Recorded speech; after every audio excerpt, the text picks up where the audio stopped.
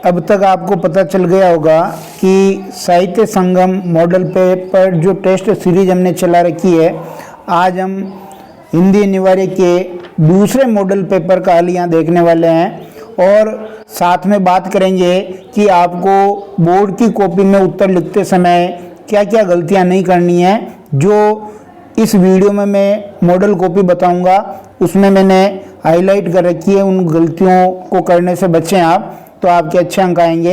ये दूसरा model paper है और इस दूसरे मॉडल पेपर का हल हम देख रहे हैं। अपठित गद्यांश है, इसको अच्छी तरह से पढ़ लेना है और फिर इसके उत्तर देने थे कि जन का मस्तिष्क किसे कहा गया है, तो जन का मस्तिष्क संस्कृति को कहा गया है।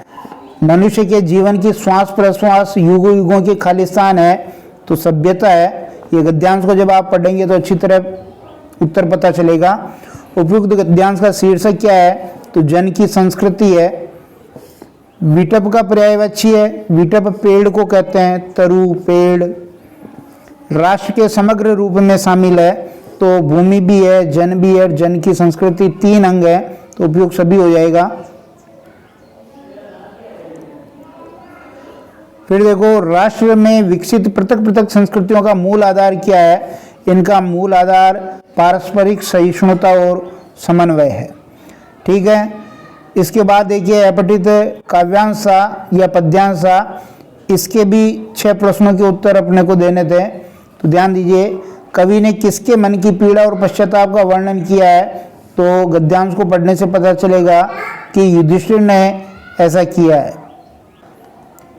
अगला प्रश्न देखिए, मानव को देख आंखें आप झुक जाती है, ऐसे क्या आशय है, तो यहाँ पर युधिष्ठिर ने जो महाभारत का युद्ध हुआ था और उसमें जो अपने परिजनों का संहार किया था, उसके कारण उस युद्ध के सर्वनाश के लिए वो खुद को दोषी मान रहे थे, इसलिए उनकी आंखें जो है किसी भी मनुष्य को देख करके झुक जाती थी, क्योंकि वो ग्लानि और अपने आप को दोषी मान रहे थे। तो स वाला ऑप्शन इसमें बिल्कुल सही हो जाएगा।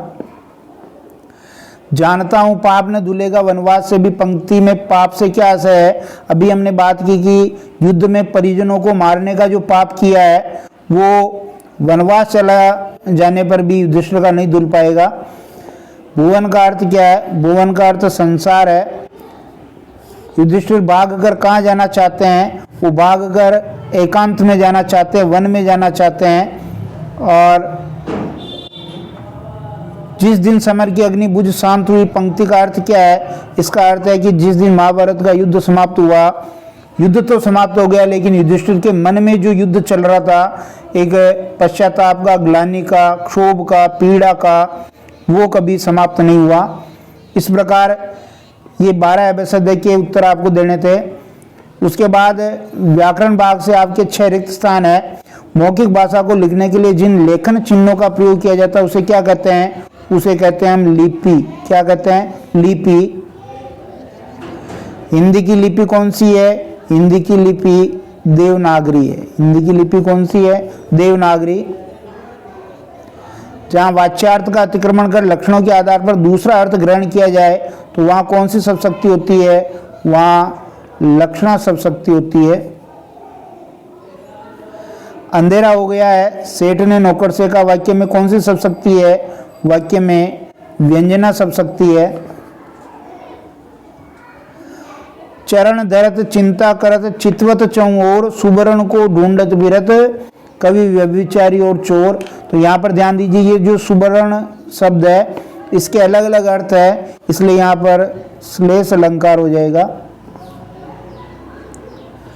दिन जल्दी जल्दी ढलता है, इसमें कौन सा अलंकार है, तो जल्दी जल्दी आ रहा है, तो पुनरुक्ति प्रकाश अलंकार है, पुनरुक्ति प्रकाश अलंकार। अब ध्यान दीजिए, इन प्रश्नों को बोर्ड की कॉपी में कैसे किया गया है ये मैं आपको समझा देता हूँ। देखिए यहाँ पर जो पहला प्रश्न था जिसमें अपठित गद्यांश और पद्यांश के 12 वस्तुनिष्ठ प्रश्न पूछे गए थे, उनके उत्तर इस बच्चे ने ऐसे लिखे हैं। मैं आपसे कहना चाहता हूं कि इसको ऐसा नहीं लिख करके ऐसे रोमन संख्या में खड़े लिखें।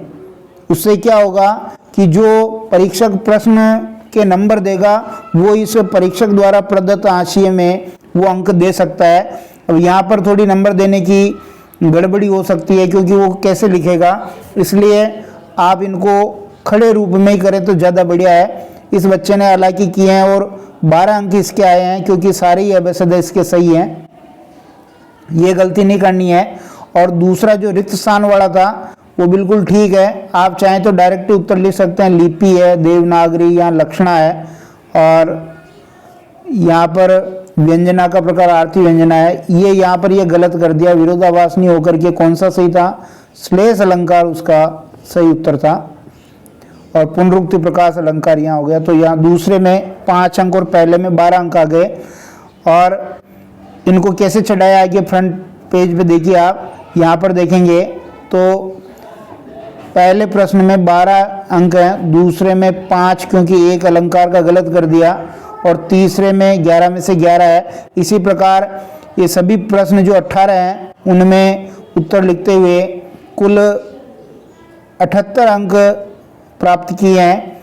कॉपी ठीक है, ये आपको देखनी चाहिए। ये प्रश्न संख्या जो 3 थे उसमें भी 11 एक एक लाइन के उत्तर लिखने थे उन प्रश्नों के, और वो भी आंतरिक खंड वाले हैं। तो ये भी एक साथ करने में बार बार बताता रहता हूँ आपको कि आंतरिक खंड जिनमें भी वो उन सब प्रश्नों के उत्तर एक साथ लिखने चाहिए, ताकि आगे अंक चढ़ाते वक्त परीक्षक को समस्या न हो।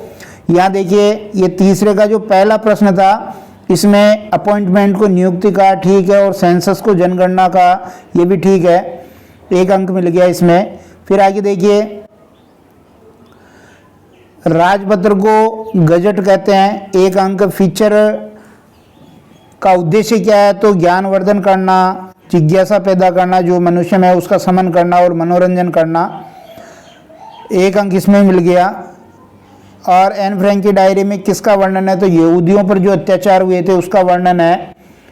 किसनदा अपनी जवानी में क्या क्या खुरापात करते थे, तो ककड़ी चुराना, गर्दन मोड़ना, मुर्गी मार देना, पीछे की खिड़की से कूद करके सेकंड शो सिनेमा देखने जाना, ये खुरापाते हैं, 1 नंबर इसमें भी।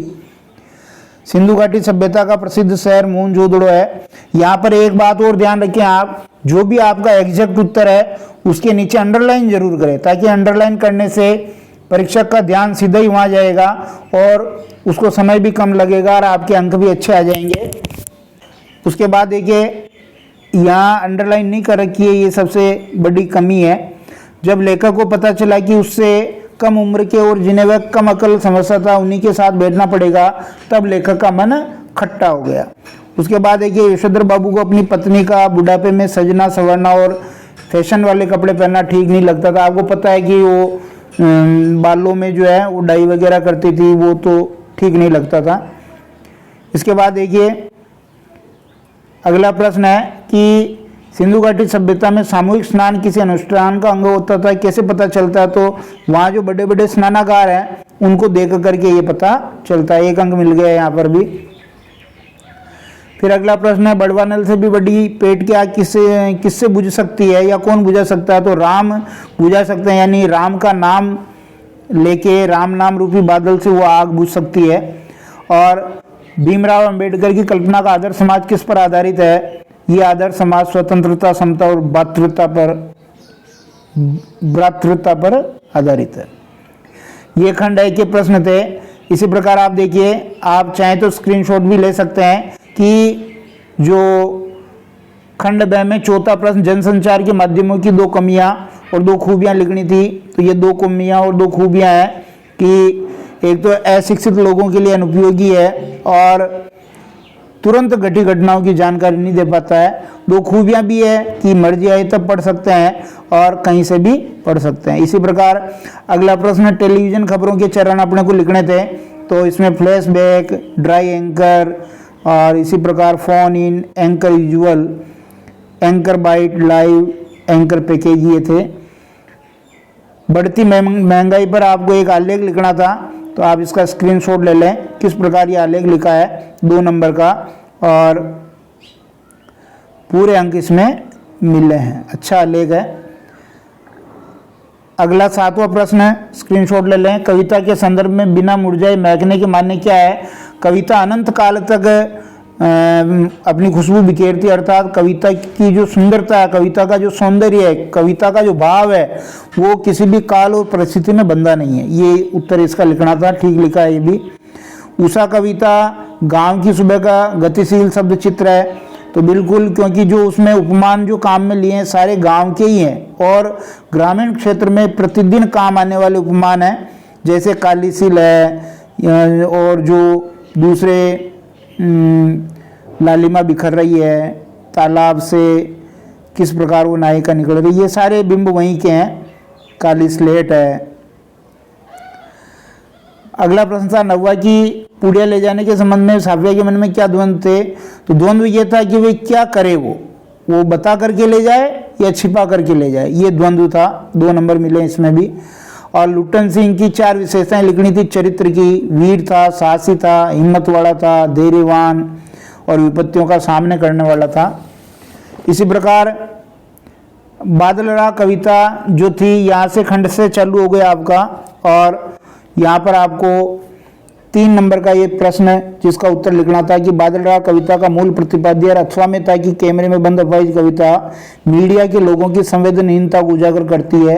कैसे? तो यहाँ बादल राग कविता का उत्तर लिखा है, बादल जो है किसानों का एक संबल है, अर्थात किसान और मजदूरों का जो शोषण हो रहा है, तो एक क्रांति का प्रतीक है वो बादल, और उनके मन में एक नई आशा का संचार करने वाला है। ये बादल राग कविता का मूल प्रतिपाद्य था। और भक्ति ने महादेवी वर्मा को अधिक देहाती बना दिया, तो यहाँ पर ये जो दीर्घ उत्तरीय प्रश्न था, लेकिन आपको शब्द सीमा का भी ध्यान रखना है, इसको बहुत ज़्यादा बड़ा लिख दिया है। ये देखिए यहाँ पर, फिर ये लेखिका और भक्तिन के बीच सेवक स्वामी का संबंध था, ये तो ज़्यादा बड़ा भी आपको नहीं लिखना, शब्द सीमा का ध्यान रखना है। उसके बाद जैनेन्द्र का ये परिचय था, मुक्तिबोध और जैनेन्द्र दोनों में से एक का लिखना था, जैनेन्द्र का लिखा है, ठीक लिखा है। जो मनोवैज्ञानिक उपन्यासकार और कहानीकार के रूप में जैनेन्द्र बहुत प्रसिद्ध है हिंदी साहित्य में, ये लाइन आपको जरूर लिखनी है। और इसके बाद देखिए पुरस्कार भी उनको मिले हैं। जूझ उपन्यास, देखिए यहाँ पर सबसे बड़ी गलती है, जूझ शब्द में कर दी है। जूझ का मतलब संघर्ष करना, तो यहाँ पर आपको बताना था कि ये संघर्ष की प्रेरक करता है। किस प्रकार जो आनंदा है या लेखक है वो संघर्ष करता है पढ़ने के प्रति, अपनी ललक को बनाए रखने के लिए, और हार नहीं मानता, अंत में अच्छा वो कवि लेखक बन जाता है। और उसके बाद देखिए 15वां आपके व्याख्या का था, तो ये व्याख्या जो है आलोक धनवा के पतंग कविता से ली गई थी, अथवा की थी ये। आपने PDF डाउनलोड कर ली होगी, जरूर उस PDF से आप देख सकते हैं, और प्रश्न से आपको पता चल जाएगा।